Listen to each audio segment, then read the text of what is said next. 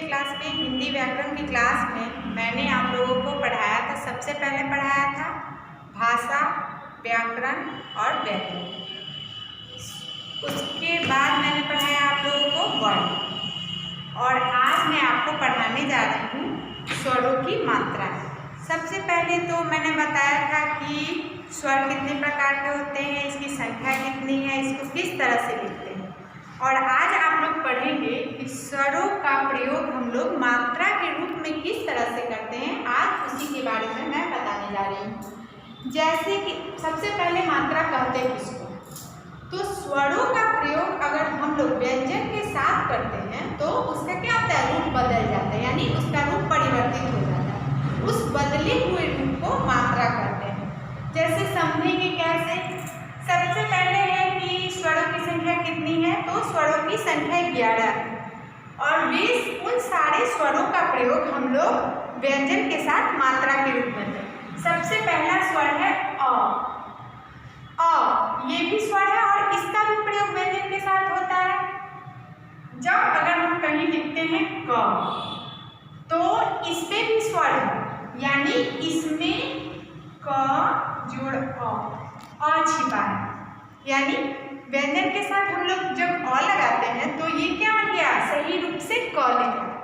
तो अ इसकी कोई मात्रा नहीं होती है, यह स्वतंत्र है।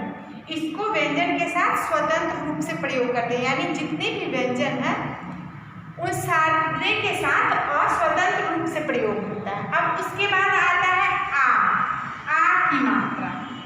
तो इसका प्रयोग कैसे करते हैं, जैसे लिखते हैं क में अगर हम आ की मात्रा लगाते हैं तो क्या हो जाएगा, का। उसके बाद किस चीज की मात्रा होती है, सबसे पहले क्या लिख देते हैं कि मात्रा कितनी, आ छोटी, जिसको आप लोग छोटी बोलते हो, हर्षी दीर्घ ई, हर्ष उ दीर्घ उ, री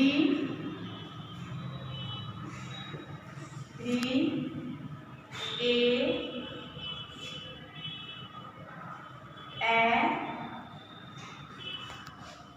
ओ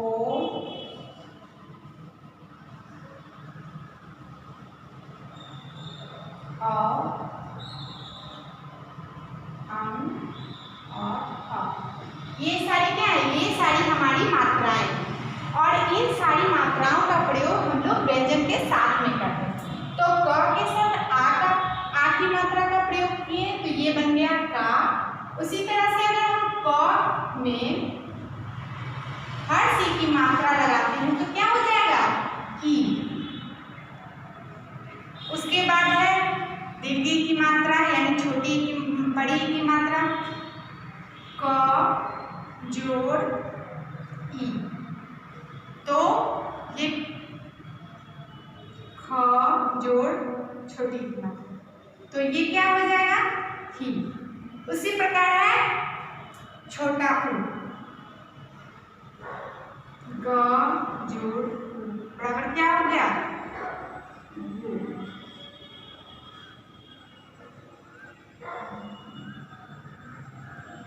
र में अगर हम ये लगाते हैं तो इसको हम लोग ऐसे लिखेंगे, यानी इसका प्रयोग बीच में किया जाएगा। र में अगर हम बड़ी ऊ की मात्रा लगाते हैं तो इसका प्रयोग, जैसे हम लोग लिखते हैं ना रुपया, तो ऊ की मात्रा यहाँ नहीं लगा करके हम लोग इसको बीच में लगाते हैं। अब हो गया री की मात्रा। री की मात्रा कैसे लिखेंगे, जैसे लिखते हैं ल, जो री की मात्रा कहाँ लगाएंगे, तो री की मात्रा नीचे, यानी री की मात्रा का प्रयोग हम लोग व्यंजन के साथ नीचे करेंगे। उसके बाद है जैसे लिखते हैं म जोड़ ए की मात्रा, इसको कैसे लिखेंगे, इस मात्रा का प्रयोग हम लोग व्यंजन के ऊपर करते हैं। सबसे पहले है कि मात्राओं का प्रयोग 4 तरह से किया जाता है, व्यंजन के बाद, व्यंजन के पहले, व्यंजन के ऊपर और व्यंजन के नीचे। तो इसको तो हम लोग नीचे प्रयोग कर लिए, व्यंजन के नीचे प्रयोग किए री की मात्रा का। उसी तरह से अब लिखते हैं प जोड़ ए की मात्रा, इसका प्रयोग भी हम लोग व्यंजन के ऊपर करेंगे। तो ए की मात्रा में हो गया और प में ए की मात्रा लगाए तो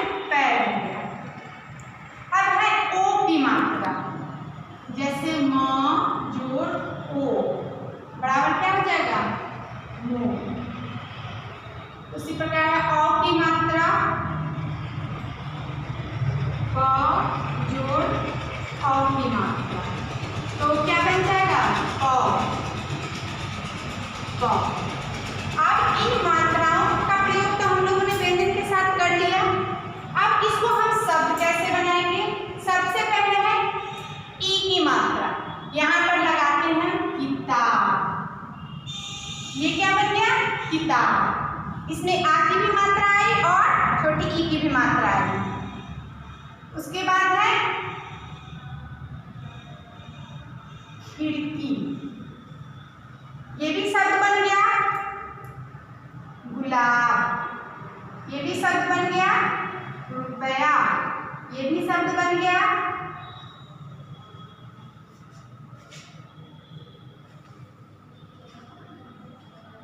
ये भी एक शब्द बन गया लिट। उसके बाद है में क्या लगाएंगे जो शब्द बनेगा? मेघा, ये भी एक शब्द बन गया। पैसा, मोहन और पौधा। तो हम लोगों ने व्यंजन के साथ जब स्वरों का प्रयोग किया मात्रा के रूप में, तो वो क्या बना? एक नया शब्द बन गया। अब इन दोनों स्वरों का प्रयोग कैसे करते हैं?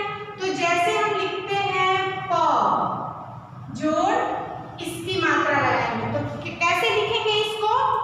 इसकी भी मात्रा का प्रयोग ऊपर में करेंगे। पंख, ये नया शब्द बन गया पंख। अब है विसर्ग की मात्रा, उसका कैसे लगाएंगे? जैसे लिखते हैं पू, जोड़ न, जोड़ अ। तो कैसे लिखेंगे इसको? इसको लिखेंगे पू न अ, यानी व्यंजन के बाद लगाएंगे। तो इस मात्रा का प्रयोग व्यंजन के बाद किया जाएगा।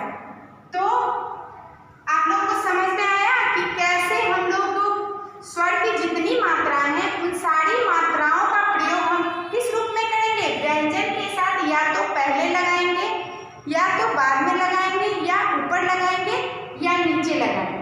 तो व्यंजनों के साथ अगर हम स्वरों को लगाते हैं तो उसका रूप बदल जाता है, और उस बदले हुए रूप को हम लोग मात्रा कहते हैं। जैसे यहाँ लिखते हैं हम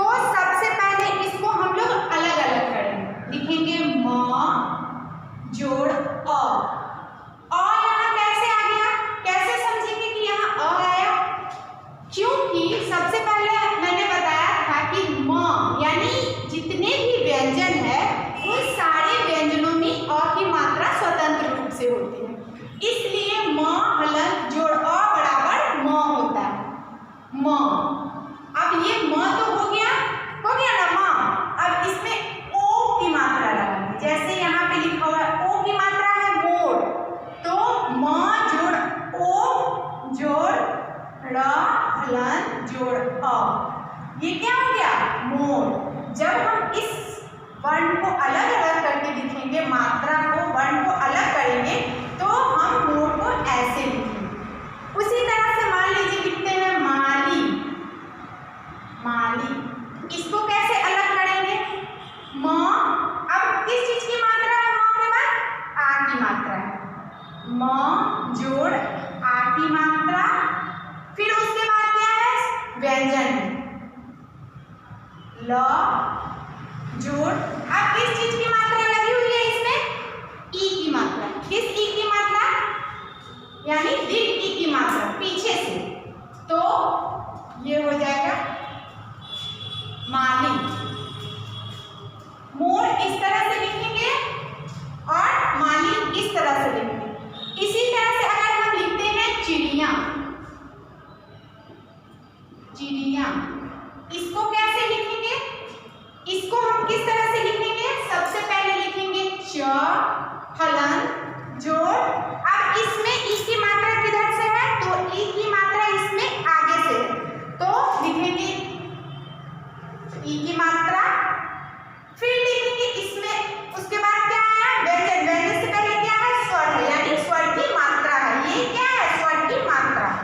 तो फिर से लिखेंगे ई की मात्रा, सॉरी, फिर से लिखेंगे पहले र, उसके बाद ई की मात्रा। अब है क्या आ गया इसमें? इसमें क्या है? य। य क्या है? व्यंजन।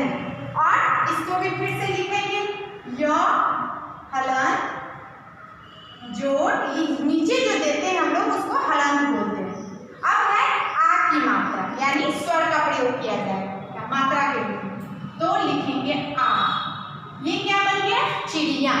उसी तरह से जितने भी शब्दों को हम लोग लिखेंगे मात्रा के साथ, यानी स्वर की जितनी भी मात्राएं हैं उन सारी मात्राओं के साथ अगर हम लोग व्यंजन के साथ इसका प्रयोग करते हैं, तो अगर हम वर्ण विच्छेद करेंगे तो इसी तरह से लिखेंगे, चाहे वो कोई भी शब्द छोटा हो बड़ा हो, 2 अक्षरों वाले हो, 3 अक्षरों वाले हो, 4 अक्षरों वाले हो, जितने भी शब्दों को हम अलग करके लिखेंगे उसमें हम इसी तरह से वर्ण विच्छेद करेंगे, यानी वर्णों को अलग अलग करके लिखेंगे, मात्राओं को अलग करेंगे और व्यंजनों को अलग करेंगे, तब जा करके हम उसको तोड़ सकते हैं। और अगर साथ में हम लोग लिखते हैं मात्रा लगा करके यानी स्वर लगा करके, तो शब्द इस तरह से बनेंगे। इतना तो आप लोगों को समझ में आ गया ही होगा। और अब है कि आपके पास तो किताब सबके पास होगी, आप लोग इसको अपने अपनी किताब में अच्छी तरह से देखेंगे और समझेंगे। किताब में आपके पूरी तरह से देखिए, यहाँ समझा करके दिया गया है कि किस तरह हम लोग मतलब स्वर को व्यंजन के साथ प्रयोग करते हैं और किस तरह से नए नए शब्द बनते हैं। ये सारे शब्द आपको समझाए गए हैं। इन शब्दों को अच्छे से आप अपने घर पे अच्छे से लिखेंगे, देखेंगे और समझेंगे, और अच्छे से इसको याद करके जितने भी आपको हैं उसका PDF आपको भेजा जाएगा, उसको आप अपनी फेयर कॉपी में सुंदर राइटिंग में साफ साफ करेंगे, और जब स्कूल खुलेगी तो वो आपसे पूछा जाएगा। ठीक है बच्चों, अब अगले क्लास में मिलते हैं। बाय।